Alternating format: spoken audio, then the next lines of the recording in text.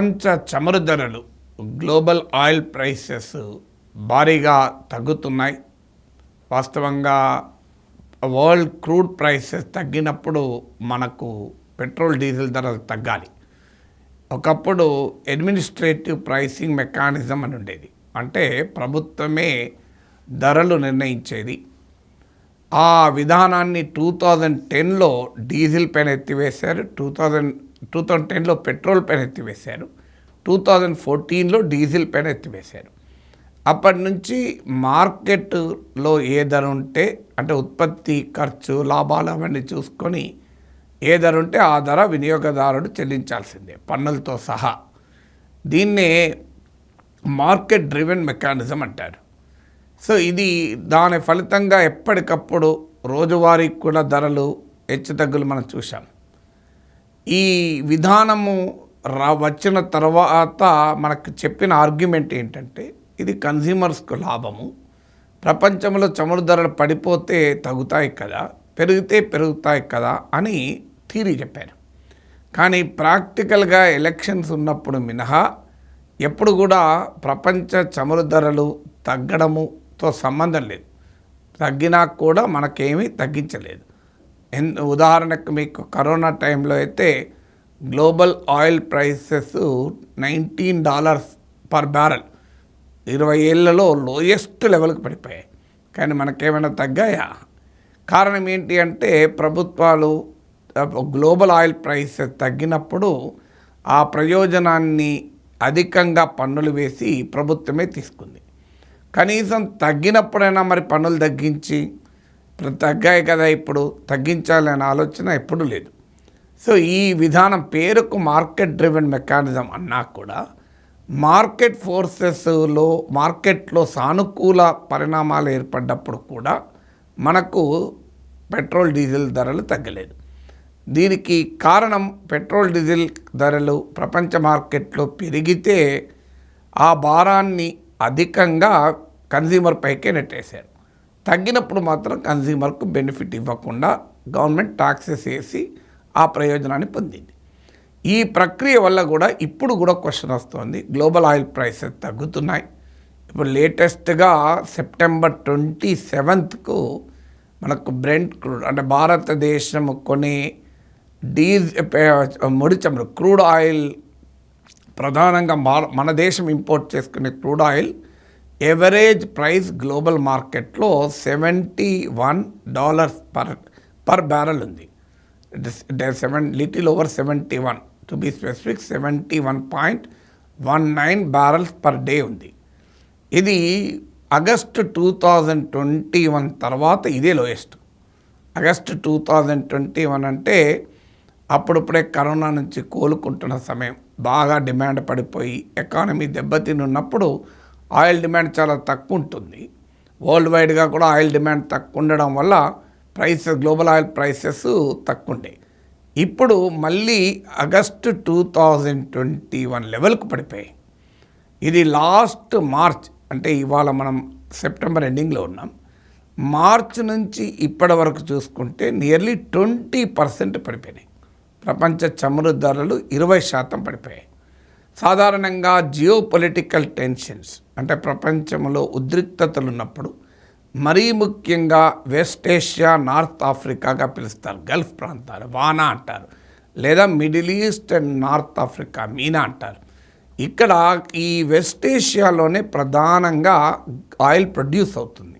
Of course Russia కూడా ఒక ప్రధానమైన ప్రొడ్యూసరు, కానీ ఈ west Asia is a major contributor to the global oil production. ఇక్కడ అన్సర్టనిటీస్, వార్ ఉంటే, టెన్షన్స్ ఉంటే ప్రపంచంలో చమురు ధరలు అతలాకుతలమవుతుంటాయి, హెచ్చుతగ్గులవుతుంటాయి, ఆటోమేటిక్గా పెరుగుతాయి. ఎందుకంటే ఇక్కడ టెన్షన్స్ వల్ల ఆయిల్ సప్లై డిస్రప్ట్ అవుతుంది కనుక. ఈ పీరియడ్లో మార్చ్ టు సెప్టెంబర్ పీరియడ్లో మనకు తెలుసు, లాస్ట్ అక్టోబర్లో స్టార్ట్ అయింది గాజా వార్. అది మార్చ్ నాటికి తీవ్రస్థాయికి చేరింది. హమస్కు మద్దతుగా హిజ్బుల్లా ఇజ్రాయెల్పై దాడి చేయడం, ఇజ్రాయెల్ మళ్ళీ హిజ్బుల్లాపై దాడి చేయడం, ఇరాన్ ఇజ్రాయెల్ల మధ్య దాడులు, ప్రతిదాడులు, హూతీ తిరుగుబాటుదారులకు ఇజ్రాయెల్కు మధ్య దాడులు, ప్రతిదాడులు, అంటే వెస్ట్ ఏషియా ఒక కుదుపు, ఒక తీవ్రమైన ఉద్రిక్తతలు ఎదుర్కొన్న సమయంలో కూడా వరల్డ్ ఆయిల్ ప్రైసెస్ పడిపోయాయి. నార్మల్గా అయితే జియో పొలిటికల్ టెన్షన్స్ వల్ల వరల్డ్ ఆయిల్ ప్రైసెస్ పెరగాలి. అలాగే రష్యా యుక్రెయిన్ వార్ ఇప్పటికీ కూడా అలాగే ఉంది. మరి ఈ జియో పొలిటికల్ టెన్షన్స్ అంటే ప్రపంచంలో ఎక్కడైనా ఉద్రిక్తతలు ఉంటే ప్రపంచంలో చమురు ధరలు పెరుగుతాయి. మరి ఎందుకు తగ్గాయి ఇప్పుడు? అది కూడా 20% తగ్గాయి, మామూలు తగ్గడం కాదు. సో మార్చ్ 2024తో పోలిస్తే by the end of September 2024 మీకు 20% తగ్గి ఆగస్టు 2021 లెవెల్లో ఉన్నాయి. ఆగస్టు 2021లో $69.8 పర్ బ్యారెల్ ఉండే, ఇప్పుడు $71.19 పర్ బ్యారెల్. నేను ఈ వీడియో రికార్డ్ చేసే టైంకు అంటే సెప్టెంబర్ 27కు మనకు డేటా లేటెస్ట్గా అవైలబుల్గా ఉంది. సో మరి ఎందుకు తగ్గాయంటే దీనికి కారణము ప్రపంచంలో డిమాండ్ తగ్గడం. మరి ప్రపంచంలో డిమాండ్ ఎందుకు తగ్గింది అంటే ముఖ్యంగా చైనాలో డిమాండ్ తగ్గింది. చైనాలో ఎకానమీ ఆశించిన స్థాయిలో వృద్ధి లేదు. China is the world's largest importer of oil, crude oil. China, India ప్రధానంగా ఇంపోర్ట్ చేసుకునే దేశాలు. సో భారతదేశం తన ముడి చమురు అవసరాల్లో 85% వరకు కూడా మన క్రూడ్ ఆయిల్ అవసరాల్లో మనం ఇంపోర్ట్ చేసుకుంటాం. సో చైనా నుంచి డిమాండ్ గణనీయంగా తగ్గింది. ఉదాహరణకు 7 lakh barrels per day BPD అంటారు. 7 లక్షల బ్యారెళ్ళు ప్రతిరోజు చైనా ఇంపోర్ట్ చేసుకునేది కాస్త ఇప్పుడు 6.5 లక్షల బ్యారెళ్ళకే తగ్గింది. దాంతో వరల్డ్ ఆయిల్ డిమాండ్ కూడా తగ్గింది. వరల్డ్ ఆయిల్ డిమాండ్ ఉదాహరణకు 21 లక్షల barrels per day oil import అవుతుంటే అది 20 లక్షల బ్యారెల్కు తగ్గిపోయింది పర్ డే. అంటే ప్రపంచంలో ఇంపోర్ట్ అయ్యే ఆయిల్లో, క్రూడ్ ఆయిల్లో నియర్లీ 1/3 చైనాని ఇంపోర్ట్ చేసుకుంటుంది. అందువల్ల చైనాలో డిమాండ్ తగ్గడం అనేది ఆటోమేటిక్గా గ్లోబల్ ఆయిల్ డిమాండ్ను తగ్గించింది. గ్లోబల్ ఆయిల్ డిమాండ్ తగ్గడానికి ఇంకో కారణం కూడా ఏంటంటే క్లైమేట్ చేంజ్, వాతావరణ మార్పు వల్ల world is moving towards safer fuels, cleaner fuels. ఇప్పుడు సోలార్ ఇలాంటివి క్లీనర్ ఫ్యూయల్స్ పైగా ఒక ట్రాన్సిషన్ కూడా ప్రపంచంలో జరుగుతుంది, చాలా వేగంగా కూడా జరుగుతుంది. ఈ కారణాల రీత్యా ప్రపంచంలో ఆయిల్ డిమాండ్ తగ్గింది. ఆయిల్ డిమాండ్ తగ్గే వరకు సాధారణ economic principle demand and supply, ఇప్పుడు మీకు ఎలాగైతే జియో పొలిటికల్ టెన్షన్స్ వస్తే సప్లై దెబ్బతిని ఆటోమేటిక్గా ధరలు పెరుగుతాయో, ఇప్పుడు డిమాండ్ తగ్గడం వల్ల ఆటోమేటిక్గా ధరలు పడిపోయాయి. కానీ వాస్తవానికి జియో పొలిటికల్ టెన్షన్స్ వల్ల ఆయిల్ సప్లై డిస్రప్ట్ కాలే. ఇప్పుడు ఇజ్రాయెల్ గాజా వార్ వల్ల కానీ, Israel Iran, Israel Hezbollah, Israel Houthi tensions వల్ల ఎక్కడ కూడా ఆయిల్ ప్రొడక్షన్ డిస్రప్ట్ కాలే. సో ఆయిల్ ప్రొడక్షన్ డిస్రప్ట్ కాలేదు, డిమాండ్ ఏమో తగ్గింది. అందువల్ల వరల్డ్ ఆయిల్ ప్రైసెస్ లాస్ట్ మార్చ్తో పోలిస్తే ఈ 6-7 months పీరియడ్లో 20% డిక్లైన్ అయ్యాయి. అయినా మనకు మాత్రం ధరలు తగ్గడం లేదు. మన పెట్రోల్ ధర తగ్గలేదు, డీజిల్ ధర తగ్గలేదు. సో ఎందుకు తగ్గలేదు అనే ప్రశ్న ముందుకు వస్తుంది. మరి నార్మల్గా అయితే మీరు వరల్డ్ మార్కెట్తో లింక్ ఉంటాయని చెప్పారు కదా, మరి వరల్డ్ మార్కెట్తో లింక్ ఉన్నప్పుడు వరల్డ్ మార్కెట్లో తగ్గితే మాకు తగ్గాలి కదా. ఈ ప్రశ్నే మనం వినియోగదారులుగా అడగాలి. దీనికి మీరు పెరిగినప్పుడేమో ఆ భారాన్ని మా మీద పడేస్తారు, ఇప్పుడు తగ్గుతున్నప్పుడేమో ఆ భారాన్ని ఎందుకు తగ్గించరు అనేది క్వశ్చన్. దానికి రకరకాల థీరీస్ చెప్తారు. సో పెట్రోల్ స్కూటర్లు, పెట్రోల్ వాడే వాళ్ళంతా సామాన్యులు గారు కదా అంటారు. సో సామాన్యుడు వాడకపోతే సంపన్నుడి వాడతాడా? ఎస్, ఆ మాటకైతే డీజిల్ కూడా చాలా పాష్ కార్లలో వాడతారు, కానీ అదే డీజిల్ ఆటోలో కూడా వాడతారు. ఇదే పెట్రోలు కాస్ట్లీ కార్లో 1-2 కోట్ల లగ్జరీ కార్లో వాడతారు. తర్వాత నార్మల్ స్కూటర్లు కూడా పెట్రోల్ వాడతారు. సో స్కూటర్ మీద ఒక తినుబండారాలు పెట్టుకొని వెళ్ళి అమ్ముకునేవారు కావచ్చు, చిన్న ఉద్యోగానికి వెళ్ళేవారు కావచ్చు, వీళ్ళేం సామాన్యులు కారా? ఇక ఇంకో కారణం ఏం చెప్తారంటే ఇంకా పెరుగుతాయేమో. ఇప్పుడు వరల్డ్ టెన్షన్స్ పెరుగుతున్నాయి. సో రష్యా యుక్రెయిన్ వార్ ఆగలేదు. వెస్ట్ ఏషియాలో అసలు రీజనల్ వార్, ప్రాంతీయ యుద్ధంగా మారిపోతుందేమో, అందువల్ల వరల్డ్ ఆయిల్ ప్రైస్ పెరగవచ్చేమో అనేది ఒక వాదన. సో పెరగవచ్చా అంటే ఎవరము ఖచ్చితంగా చెప్పలేం పెరగదని, పెరుగుతుందని. కానీ ఇప్పటి వరకు రష్యా యుక్రెయిన్ వారు అలాగే మిడిల్ ఈస్ట్ క్రైసిస్ ఈ మార్చ్ సెప్టెంబర్ మధ్య కూడా ఉండే. కొత్తగా కాస్తంత ఇజ్రాయిల్ హిజ్బుల్లా మధ్య దాడులు పెరగవచ్చేమో, కానీ ఇప్పటి వరకు కూడా ఎలాగే ఈ క్రైసిస్ ఉంది. ఉన్నా కూడా వరల్డ్ ఆయిల్ సప్లై డిస్రప్ట్ కాలేదు. అలాంటప్పుడు ఇప్పుడు రాబోయే కాలంలో అవుతాయన్న గ్యారెంటీ ఏంటి?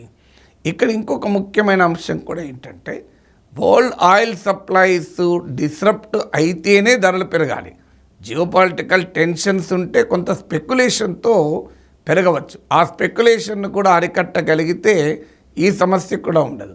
అందువల్ల ఇప్పటికి అఫ్కోర్స్ ఇప్పుడు అమెరికన్ ఎనర్జీ ఇన్ఫర్మేషన్ ఏజెన్సీ అంచనా ఏంటంటే గ్లోబల్ ఆయిల్ ప్రైసెస్ కొంత పెరుగుతాయని అంటున్నారు.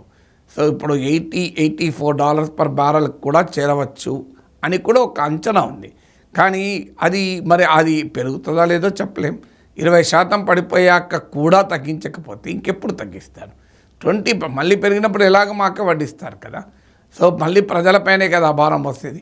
ఆ మాటకొస్తే 2014లో అంటే నరేంద్ర మోడీ ప్రైమ్ మినిస్టర్ అయ్యే టైంకు global oil prices around $108 per barrel. మీరు కావాలంటే గూగుల్లో చూడండి, మీకు దొరుకుతుంది. $108 పర్ బ్యారెల్.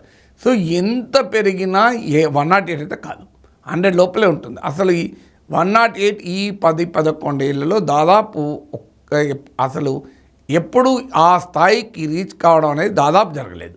సో మీకు ఒక దశలో అయితే $50, కరోనా టైంలో నేను చెప్పినట్టు $20 బిల్లు కూడా పడిపోయింది. బట్ 50, 60, 70 ఈ రేంజ్లో చాలా కాలం ఉంది. ఇప్పుడు కూడా పెరిగిన 80-90 గ్యాప్లో ఉంటుంది అంటున్నారు తప్ప 100 అయితే క్రాస్ కావు. నాకు గుర్తున్నంత వరకు ఉక్రెయిన్ వార్ మొదలైన సమయంలో కొంత పెరిగినట్టు కనం ఆ గుర్తు. కానీ బట్ స్టిల్ ఒకప్పుడు యూపీఏ ఎరాలో 2013 ఆ ప్రాంతంలో $140 పర్ బ్యారెల్ కూడా పెరిగింది. కానీ అప్పటికన్నా కూడా $140 పర్ బ్యారెల్ ఉన్నప్పటి పెట్రోల్ ధరలు డీజిల్ ధరలతో కూడా ఇప్పుడు ఎక్కువ ఉన్నాయి. ఇప్పుడు $70, సగానికి సగం ఉన్నాయి. 2013 ఆ ప్రాంతంలో $140 పర్ బ్యారెల్ ఉండే. ఇప్పుడు ఈవెన్ టుడే కూడా $71 పర్ బ్యారెల్, పెరిగినా $84 పర్ బ్యారెల్. అయినా కూడా మరి ఎందుకు ఎక్కువ ఉన్నాయి పెట్రోల్ డీజిల్ ధర అంటే భారీగా పన్నులు పెంచడం వల్ల ఎక్కువ ఉంది. అందువల్ల ఇవి తగ్గిస్తారు అని అంటున్నారు. ఒక స్పెక్యులేషన్ అయితే పెట్రోల్ పైన ₹10, డీజిల్ పైన 6 నుంచి 10 రూపీస్, ఇప్పుడు 6 to 7 రూపీస్ డీజిల్ పైన తగ్గవచ్చు అని అంటున్నారు. కారణం ఏంటి మరి? ఎప్పుడు తగ్గించి ఇప్పుడు తగ్గుతారు అంటే మన దేశంలో ఒక ఆనవాయితుంది. ఎలక్షన్స్ ఉంటే తగ్గుతాయి, పెరగవు. ఎలక్షన్లో ఓడిపోతే తగ్గుతాయి. ఇది ఒక సూత్రం మీరు గుర్తుపెట్టుకుని ఎప్పుడైనా. ఎలక్షన్స్ ఉన్నప్పుడేమో పెట్రోల్ డీజిల్ ధరలు పెరగవు. ఎలక్షన్స్లో నెగిటివ్ రిజల్ట్స్ వస్తే మాత్రం తగ్గే అవకాశాలు ఉంటాయి. ఇప్పుడు హర్యానా ఎన్నికలు, జమ్మూ కాశ్మీర్ ఎన్నికలు జరుగుతున్నాయి. సో ఇప్పటి వరకు వస్తున్న పోల్ ఫోర్కాస్ట్ అయితే హర్యానాలో కాంగ్రెస్ పార్టీకే ఆధిక్యత ఉంది అని అంటున్నారు. సో అక్టోబర్ ఫస్ట్ వీక్లో మనకు రిజల్ట్స్ వస్తాయి. తర్వాత క్రూషియల్ ఎలక్షన్ మహారాష్ట్ర ఉంటుంది. అఫ్కోర్స్ జార్ఖండ్ కూడా ఉంటుంది, కానీ మహారాష్ట్ర చాలా చాలా కీలకం. ఇక ఢిల్లీ ఉంటుందో లేదో మనం చెప్పలేము. ఢిల్లీ చీఫ్ అరవింద్ కేజ్రీవాల్ అడిగాడు, కానీ మరి ఎన్నికల కమిషన్ ఒప్పుకుంటుందో చూడాలి. బట్ క్రూషియల్ ఎలక్షన్ మహారాష్ట్ర, ఇది భారత రాజకీయాలపైన ప్రభావం చూపే ఎన్నికలు. మహారాష్ట్రలో కూడా ఎన్డీఏకు చాలా సీరియస్ ఛాలెంజ్ ఉంటుంది అని అంటున్నారు. ఎందుకంటే ఎన్సీపీ చీలిక వర్గం బాగా దెబ్బతిన్నది, బీజేపీ వైపు ఉన్న అజిత్ పవార్ వర్గం బాగా దెబ్బతిన్నది, బీజేపీ వైపు ఉన్న ఏక్నాథ్ షిందే శివసేన, ఉద్ధవ్ ఠాక్రే శివసేనతో పోలిస్తే దెబ్బతిన్నది. అందువల్ల ఇటీవల లోక్సభ ఎన్నికల్లో కూడా బీజేపీ నాయకత్వంలోని ఎన్డీఏ బాగా దెబ్బతిన్నది. అందువల్ల మహారాష్ట్ర ఎన్నికలు ఉన్నాయి కనుక భారీగా పెట్రోల్ డీజిల్ ధరలు తగ్గించే అవకాశం కనబడుతుందండి. అయితే అది హర్యానా ఎన్నికల ఫలితాలు కూడా కొంత ప్రభావం ఉండొచ్చు. హర్యానాలో కనుక బీజేపీ ఇప్పుడున్న అంచనాలకు భిన్నంగా మంచి మెజార్టీతో గెలిచిందనుకోండి, ఇకేం కాదు, తగ్గించరు.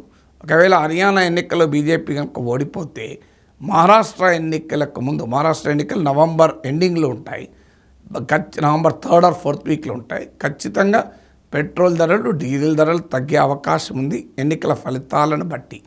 సో అది ఎంత తగ్గుతుందో చూడాలి. కానీ ఎన్నికల ఫలితాలను బట్టి గనక హర్యానాలో బాగా దెబ్బతిండి మహారాష్ట్రలో గడ్డు స్థితి గనక ఉంటే ఖచ్చితంగా పెట్రోల్ 10 రూపాయలు, డీజిల్ 6 రూపాయలు తగ్గుతాయనేది మార్కెట్ వర్గాల అంచనా.